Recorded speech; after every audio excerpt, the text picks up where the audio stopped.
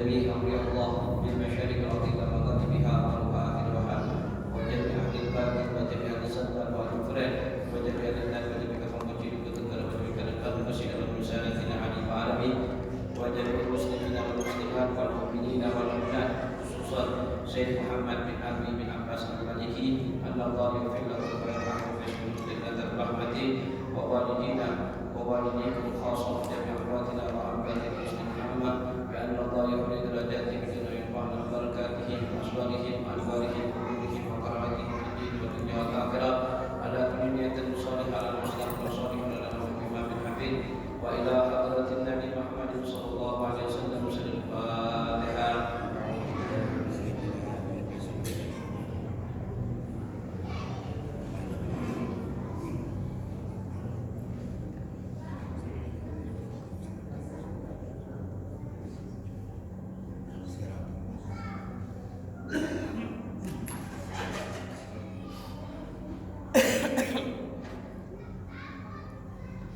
Bismillahirrahmanirrahim. Alhamdulillahirabbil alamin. Wassalatu wassalamu ala sayyidina Muhammadin al-fatih lima ughliqa wal khatimi lima sabaq nasir haq bil haq wal hadi ila siratikal mustaqim wa ala alihi wa sahbihi haqqa qadrihi wa miqdaril azim.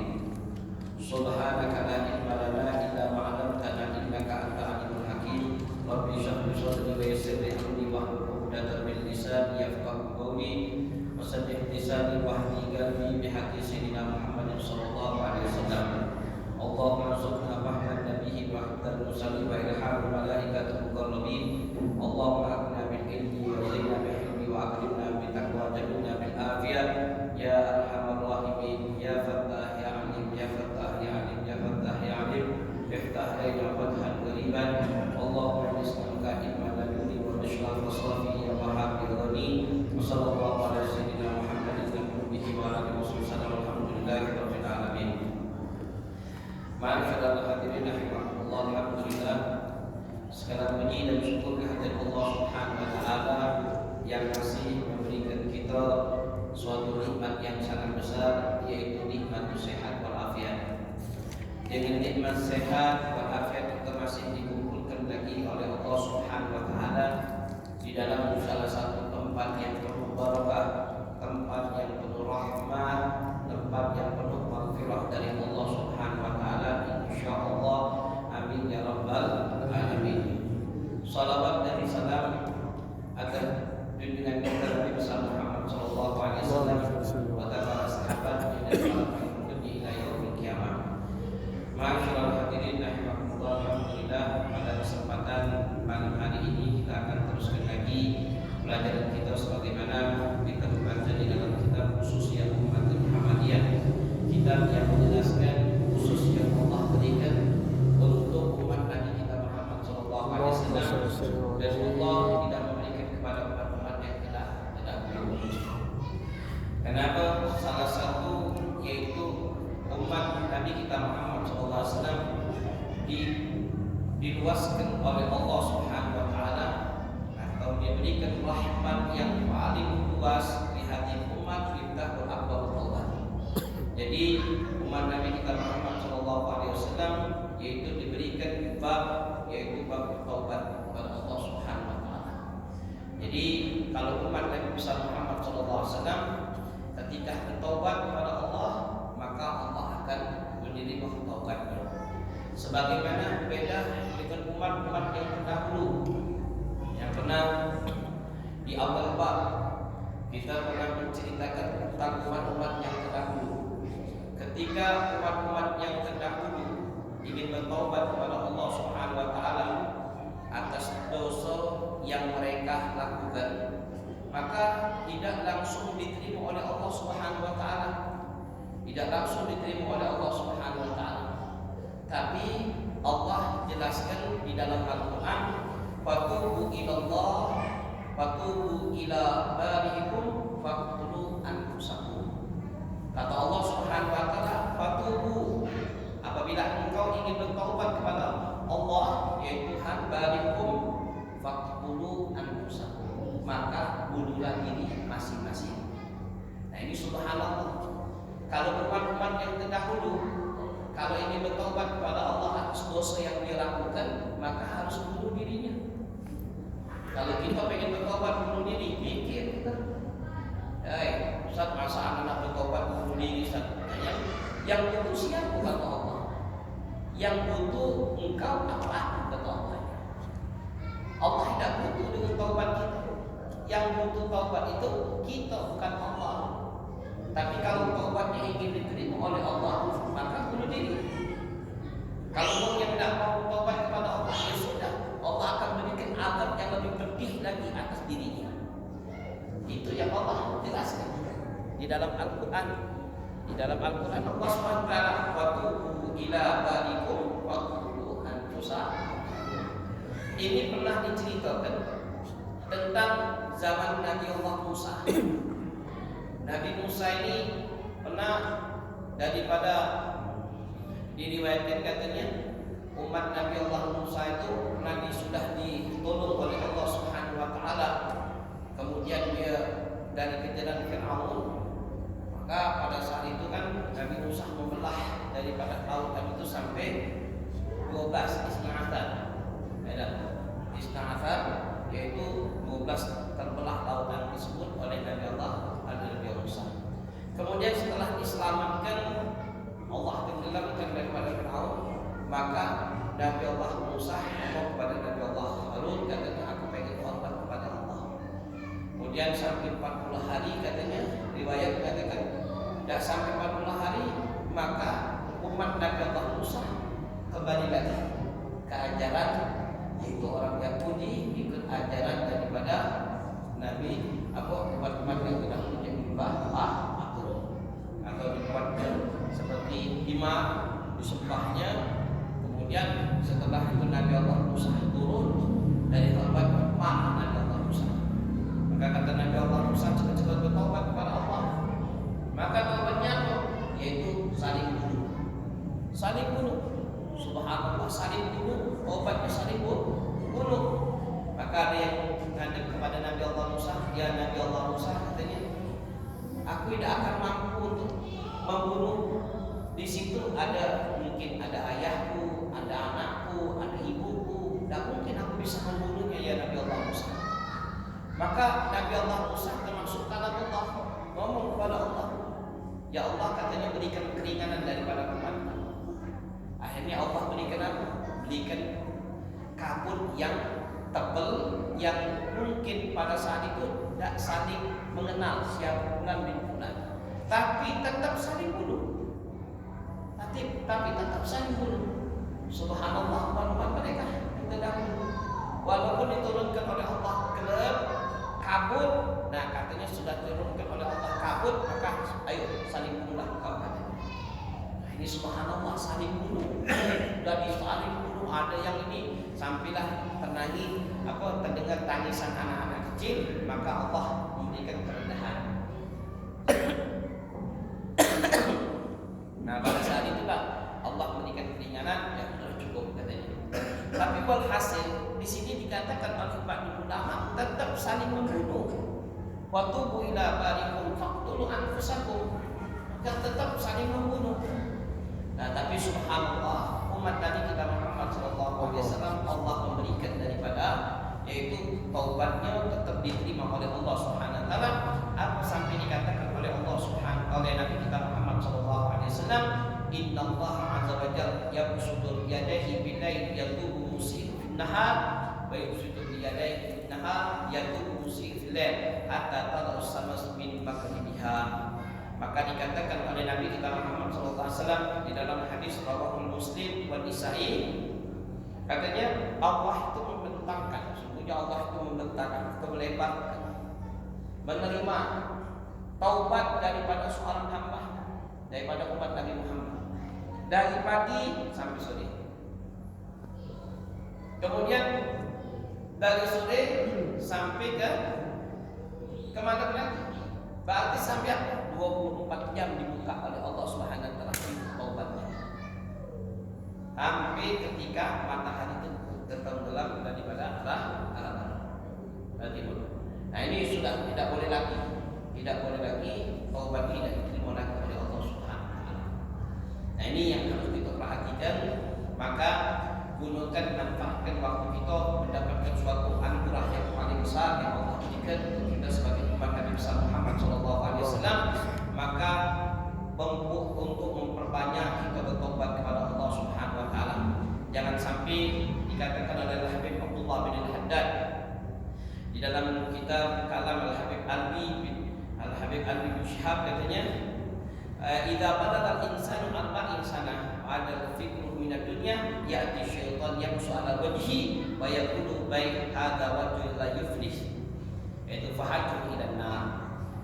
Dikatakan oleh Habib Abdullah Al-Haddad, apabila sudah umur kita balagha arba'ina sanah, kalau sudah umur sekitar 40 tahun, 40 tahun lebih daripada 40 tahun, maka pikiran kita ini masih urusan dunia, urusan ini, masih keinginan itu lebih banyak dunianya. Apa dikatakan? Hadza ya'ti syaitan yang ala wajhi. Sesungguhnya syaitan itu sudah mengusap wajah kita. Maka dikatakan oleh Nabi Abdullah Al-Haddad, al-wajhu katanya hadza wajhul la yuflih. Wajah ini sudah ada hati keberuntungan lagi sudah. Ini subhanallah, wajah ini riwayat dikatakan fahajur ila nar, maka dia akan pantas masuk ke dalam neraka Allah Subhanahu Wa Taala. Ini subhanallah, kalau kita perhatikan luar biasa. Sampai di dalam hadis juga dikatakan oleh Rasulullah SAW, katanya apabila kita balagha arba'ina sanah, apabila kita sudah umur 40 tahun, tapi kebaikan kita ini tidak bisa mengalahkan daripada kejelekan yang kita lakukan. Apa dikatakan oleh Rasulullah, fahajur ila nar, maka pantas orang tersebut akan masuk di dalam neraka Allah Subhanahu Wa Taala. Jadi walhasil taubatlah kepada Allah Subhanahu Wa Taala, yaitu waktu yang kita hari-hari kita untuk kita bertobat. Sampai dikatakan oleh Imam Abu Zakaria Al-Ansari radhiyallahu anhu di dalam kitab Riyadhus Shalihin, at-taubatul wajib fi kulli sa'ah. Jadi kalau kita ditaubat itu wajib setiap saat, setiap waktu, bukan waktu lagi sejam jam, tapi setiap saat kita bertobat kepada Allah. Karena kalau kita setiap hari melakukan dosa yang kita lakukan, tapi kita tidak sadar. Kita tidak sadar kita melakukan dosa ini, tidak sadar. Nah, yang tidak sadar ini yang repot ini. Kadang-kadang kita tanya sama teman kita yang kadang-kadang dia meninggalkan sholat, rukunya, meninggalkan sholat asar, ya biasa dia meninggalkan. Padahal sholat itu adalah salah satu maksiat yang paling terbesar. Sholat itu maksiat yang paling terbesar. Sebagaimana yang sering kita jelaskan, sudah sering kita kasihkan, yaitu bagaimana ancaman bagi orang yang meninggalkan sholat. Tapi kadang-kadang orang-orang yang meninggalkan sholat itu dianggap seperti biasa. Sholat biasa, tinggal zuhur biasa, tinggal asar biasa. Dan hati-hatinya tuh kenapa untuk cepat-cepat untuk melaksanakan sholat apabila dia ketinggalan atau nyesel dalam hatinya untuk dia meninggalkan sholat, tidak hati sama sekali. Nah, ini adalah salah satu perbuatan yang dosa yang paling terbesar. Karena di dalam kitab Akbar Kabair dikatakan Imam Nawawi katanya dosa besar itu yaitu tarku sholat. Salah satu syirik billah wa tarku sholat. Itu orang yang syirik billah, orang yang mensyukuri Allah, kemudian orang-orang yang meninggalkan sholat. Nah ini yang harus kita perhatikan. Jangan kita nganggap masalah Anda tidak pernah keluar dari rumah sana, Anda tidak pernah melakukan dosa. Kita tidak tahu. Di rumah mungkin kita nonton televisi, nonton sesuatu yang tidak pantas kita tonton, kita rego, atau kita nonton sesuatu yang membuka aib orang, dan kita keluar dari rumah melihat memandang sesuatu yang bukan aurat kita, maka seakan-akan mata ini sudah terbiasa.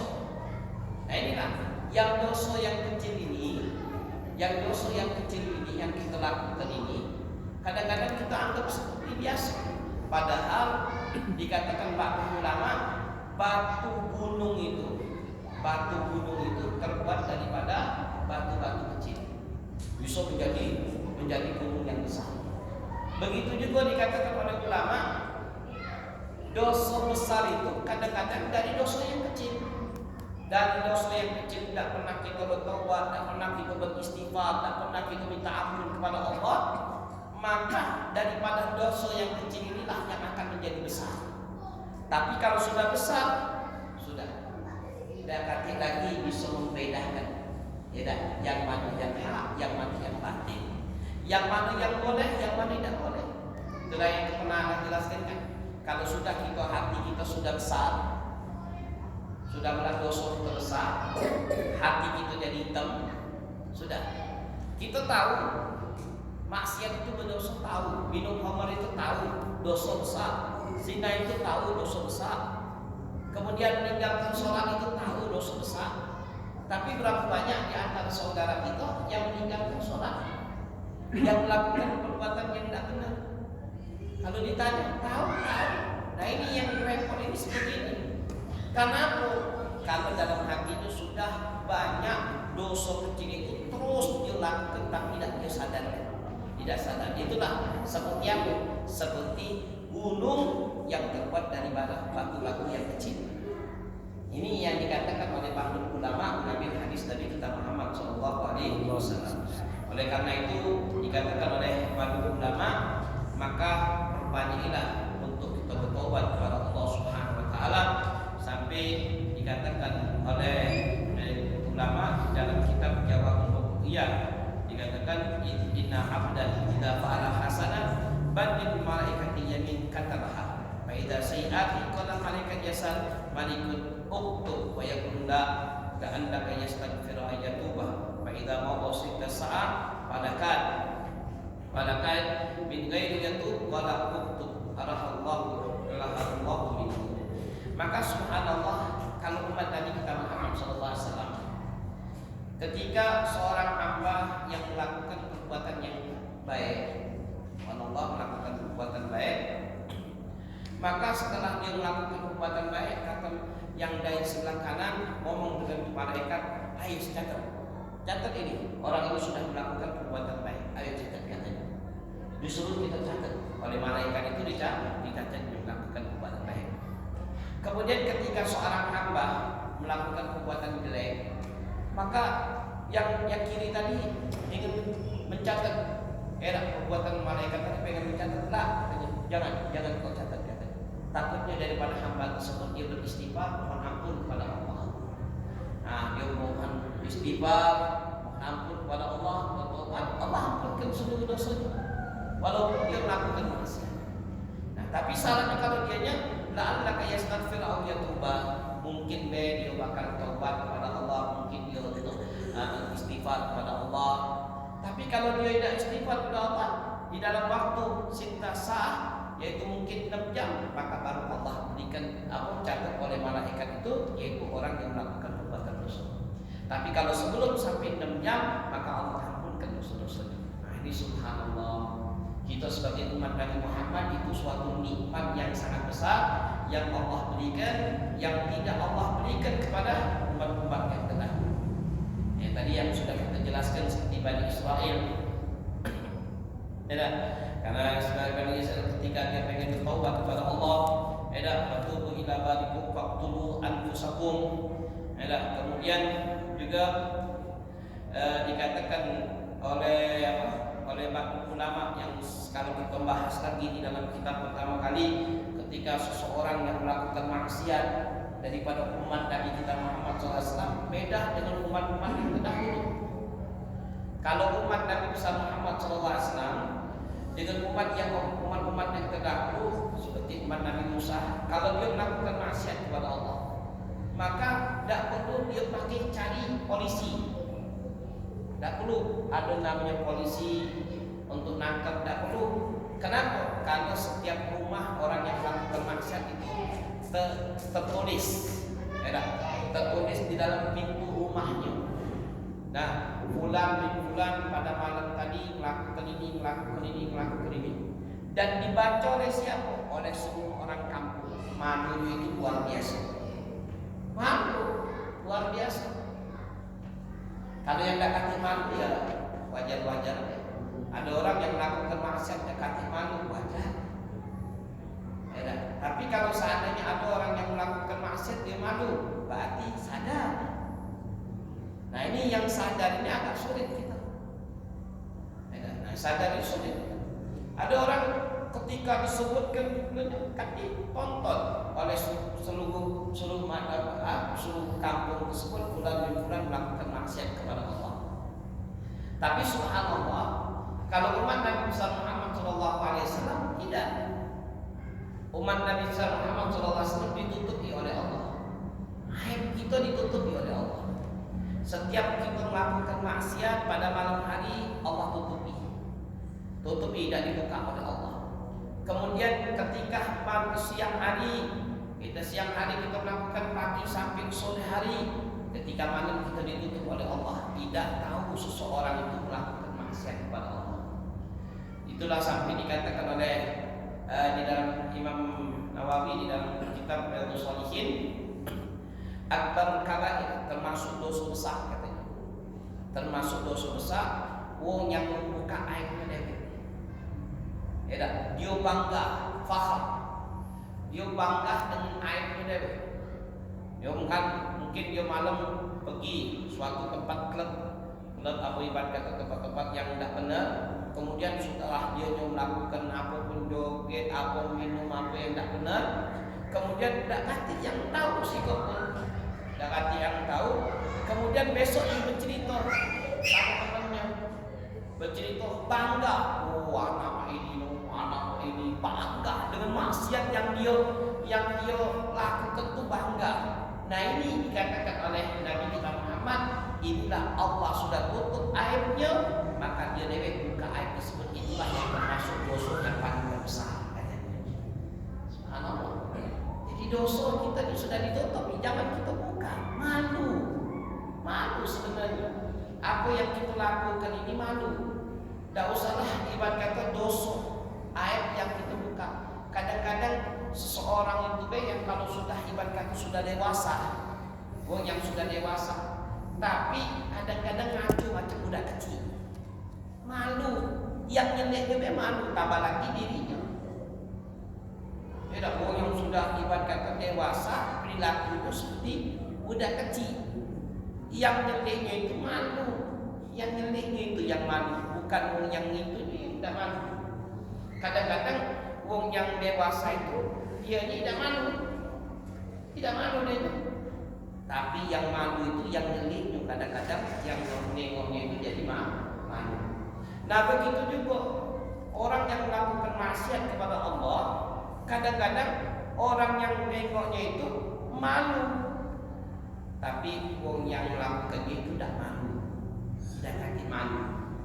Itulah sampai dikatakan oleh Imam di dalam kitab Alamatus Sa'ah, tanda-tanda hari kiamat, katanya salah satu tanda hari kiamat, dan juga termasuk mati dalam keadaan su'ul khotimah, mati dalam keadaan yaitu keluar daripada agama Islam.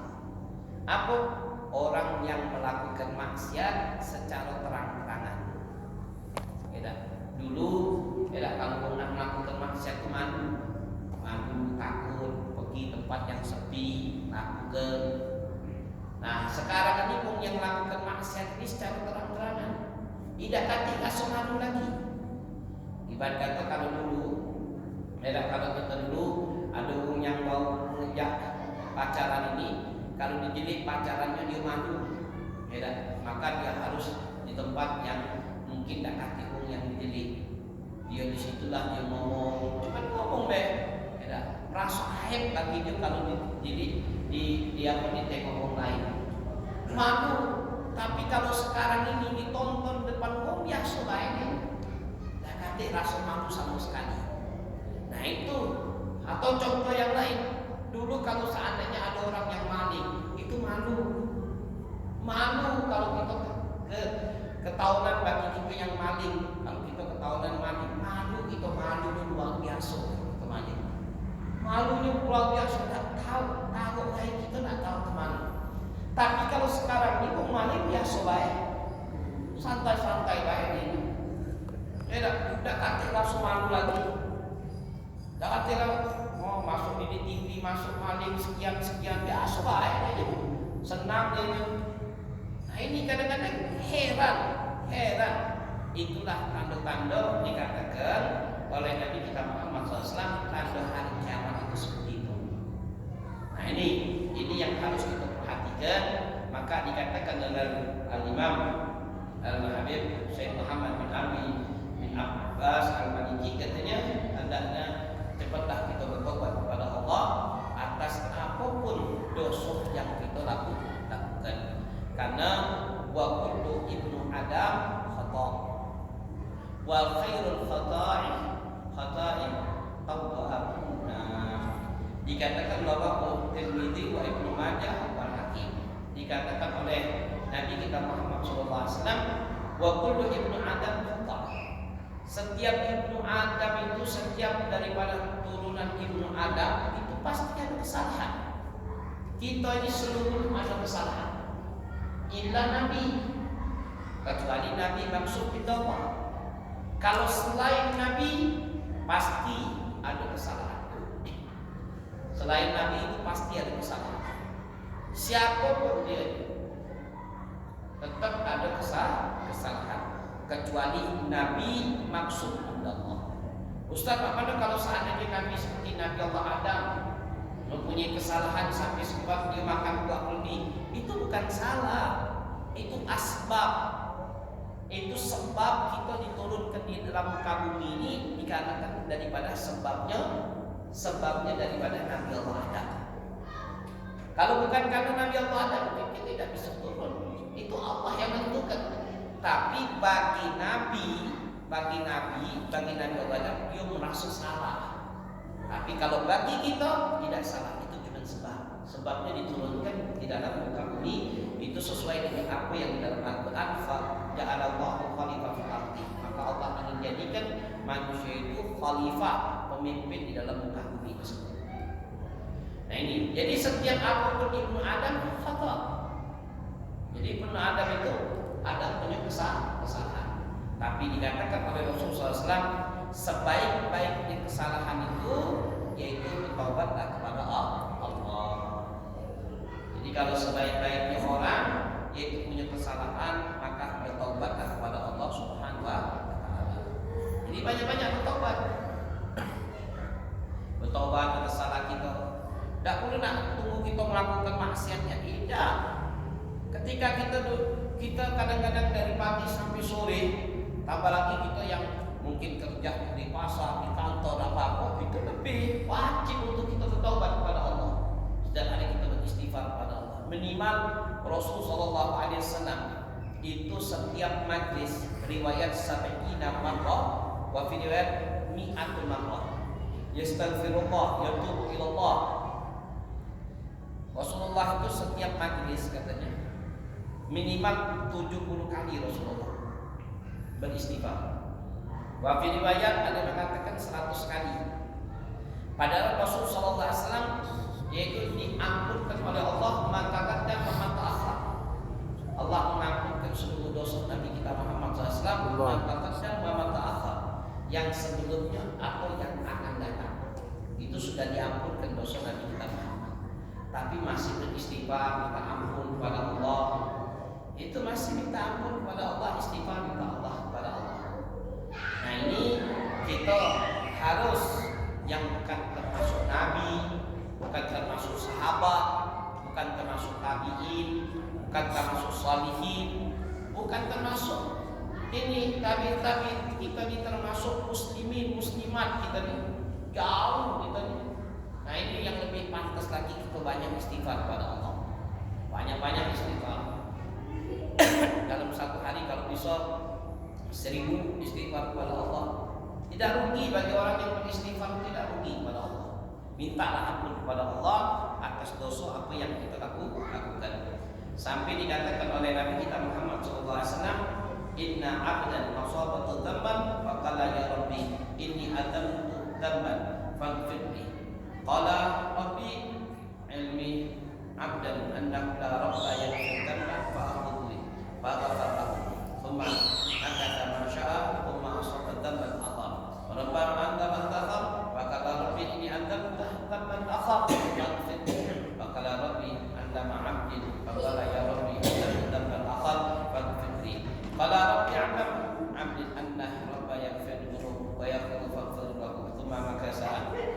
akhar rabbana anta akhar ya rabbi anta tadamman faghfirli faqala rabbi allam abdin anna rabba yaghfir dhunuba yaghfir qala rabbi faghfir lil abdi falyamal ma syaa.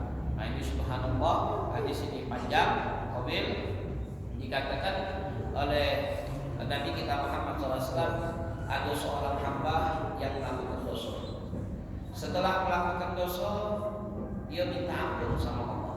Minta ampun ya Allah, tadi melakukan dosa ya Allah, minta ampunnya atas dosa yang aku lakukan.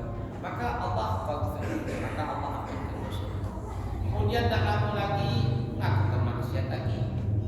Habis melakukan maksiat lagi, ya Allah, bertobat aku ya Allah, aku tadi melakukan begini pula ya Allah, aku minta ampun kepada Engkau ya Allah.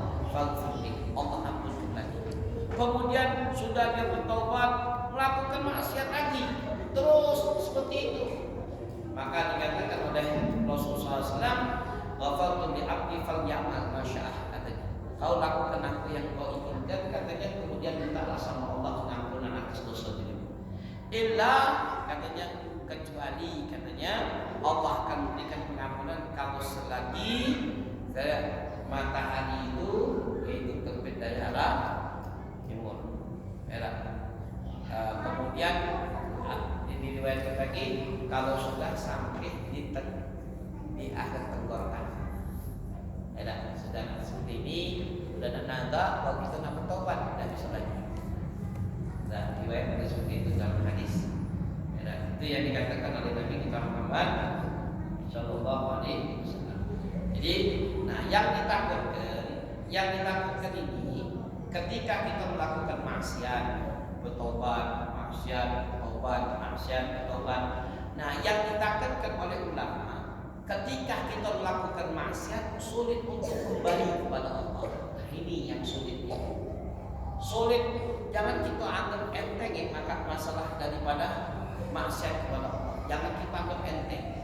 Karena pernah kita dengar cerita kan, ketika ada seseorang yang Bani Israel, mereka itu melakukan ibadah selama 60 tahun. Tidak pernah melakukan maksiat, tidak pernah terlintas melakukan maksiat kepada Allah, setiap hari beribadah kepada Allah. Kemudian dia pengen menjenguk daripada saudaranya, ziarah kepada saudaranya ke turun gunung.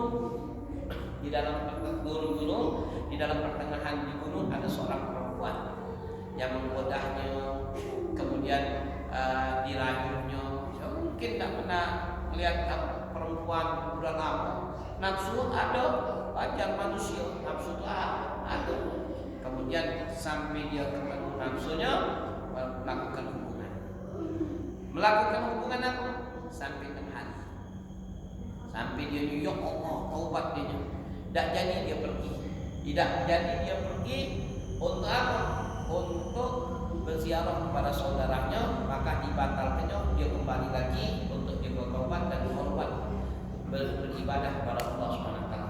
Maka Rasulullah menceritakan tentang Bani Israel tersebut, aku ketika ditimbang amal 60 tahun ibadah kepada Allah, ini 60 tahun bukan dikit-dikit, 60 tahun ibadah kepada Allah Subhanahu wa taala.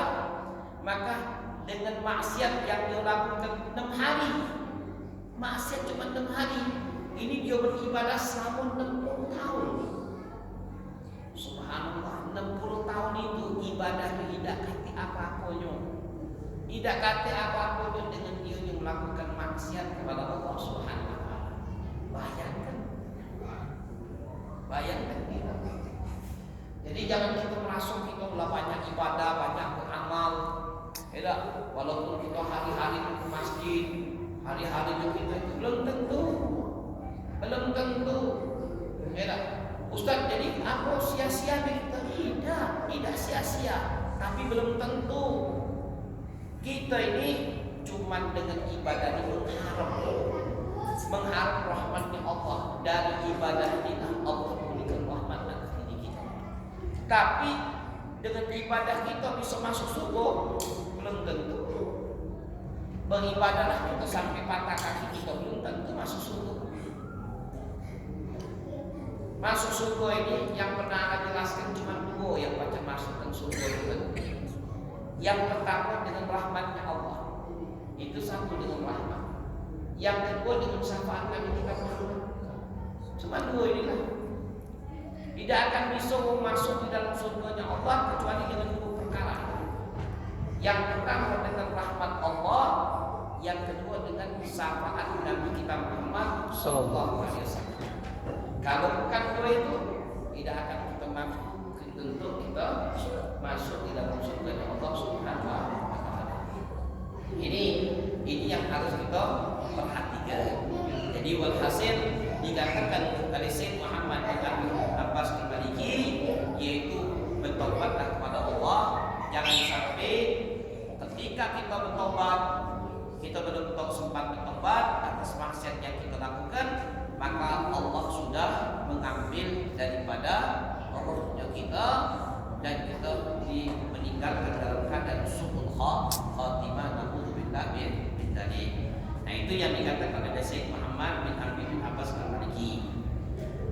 Kemudian dikatakan juga oleh Syekh Muhammad, yaitu dikatakan khususnya hadil ummah, anna taubatu shadiq tarfa'u 'abdan ila a'la darajatil kamil wa arfa'u ratabul jalal wa faidun wa yahdun bal qad yazidu ala katsirin min arbabi a'mal mujahidah.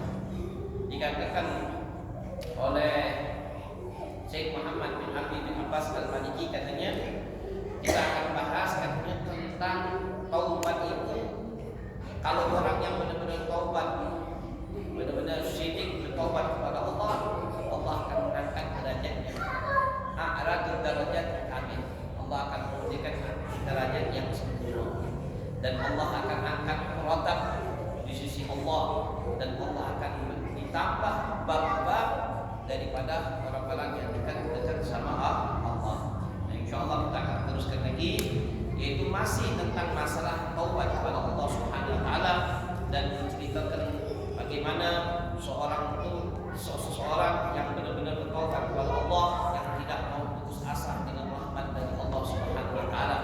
Dan insyaallah dengan apa yang kita sampaikan, insyaallah motivasi bagi kita untuk selalu bertaubat kepada Allah, minimal dalam hari-hari kita banyak beristighfar, minta ampun kepada Allah, dan juga minta ampun atas kesalahan yang kita lakukan sengaja atau tidak sengaja, bohong ataupun batin. Minta ampun kepada Allah atas dosa yang kita lakukan. Amin ya rabbal alamin. Assalamualaikum warahmatullahi wabarakatuh. Bismillahirrahmanirrahim. Sallallahu